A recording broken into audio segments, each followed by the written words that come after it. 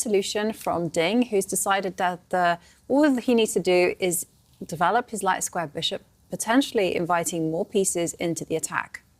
Yep, so white's bishop defends the key central pawn as well. Black's light square bishop was hitting the white pawn on e4. White defends it.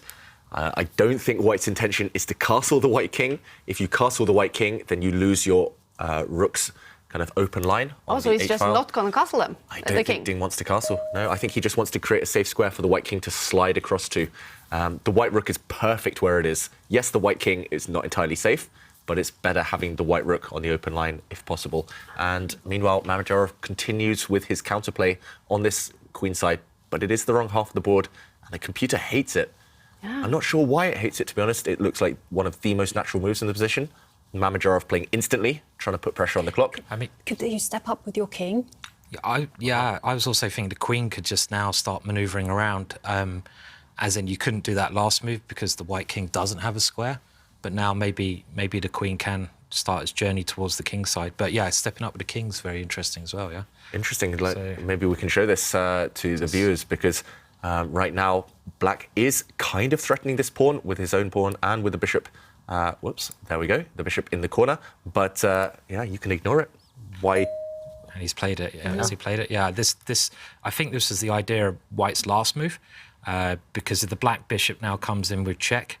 Well, first of all, you can think about taking it, certainly, but you can also just put your king where the bishop was, which is a pretty safe square, I think. And if that white queen gets to the open Harry file, it's surely going to be an absolute. I mean, just looks like checkmate, basically. Yeah. I mean, this just looks like a very nice demonstration of how to use the H pawn to attack at the moment. Also, the white knight coming in to attack this pawn. It looks almost disastrous for black. And in the current position, after the white queen did indeed leap forward, Mamedyarov, he's just trying to create chaos. Just look at the clock time for Mamedyarov. It's one of the craziest, wildest positions you will ever see. He's barely spent any time. And he's thrown this pawn forward to attack the white bishop. Firstly, the question is what happens if this pawn is captured? I don't think Ding will even bother with that. It would be so tempting to throw the knight into the position, maybe. Simon, you mentioned the white queen sliding across. So many tempting moves. And it's all about whether the black king is going to survive. I don't think it will, but still some calculation needs to be done. And yeah, I was going to say earlier, why bother defending bishops, pawns when you're on the attack? He does keep his bishop safe, take this pawn. And now, I guess Mamedyarov's idea, giving up that pawn for black, is that he can swing his rook across and at least create an open line, some targets here for the black rook. How is Ding going to meet this if the rook does slide across? That is the key question. Is he just going to drop his bishop back, maybe? And again, Simon's idea, if the bishop takes his pawn, just run away with his king to safety. This is one option. Can he try to throw some fuel onto the fire and just move his knight to attack? Yeah, maybe the bishop goes there as well. I'm just thinking. Yeah. Maybe. The white bishop could also slide back with the idea that, yes, you're giving up a piece, but I know Simon wants to get rid of the black bishop, potentially. Yeah, or queen h4 is also very close to just being checkmate with the bishop coming into e7. Yeah. One of these moves. With a check, and this king, at some point you can check it with your bishop. Still some work to be done here. Maybe bishop h6 is just game over there, simply. Actually, you're right, Simon. The king has no escape squares, so you break down the only defender, you distract it away, and then this is checkmate.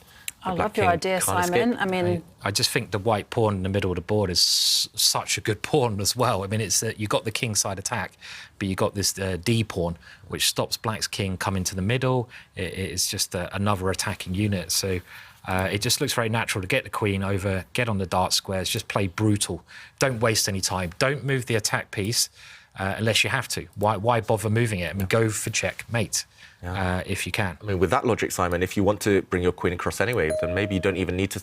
OK, he does jump forward with the knight. Also looks very tempting, of course, but... So checkmate in one threatened. If the white queen can take this pawn, it's defended by this knight, and the black king is trapped. So how do you stop this? If the black knight jumps into the centre, OK, this bishop blocks. If the black knight jumps in, you can distract the black knight by pushing your pawn forward, attacking these two rooks, and if the black knight takes this pawn, checkmate. But the evaluation bar really doesn't like what Ding has done. And in the current position, this pawn attacked, Mamedyarov simply blocked it. He brought his bishop forward, and Maybe the reason is because now it's harder to move your bishop out the way to get your queen across. This bishop is in the way of the open file. Maybe the white knight as well, in the way of the bishop in the way of the queen. Maybe it was a bit clumsy. Yeah, no, it was a nice... I think he only saw the line that you kind of indicated with the decoy of the knight, but this move somehow keeps it all together for black. These two pieces, key defensive pieces, can distract them, get them away.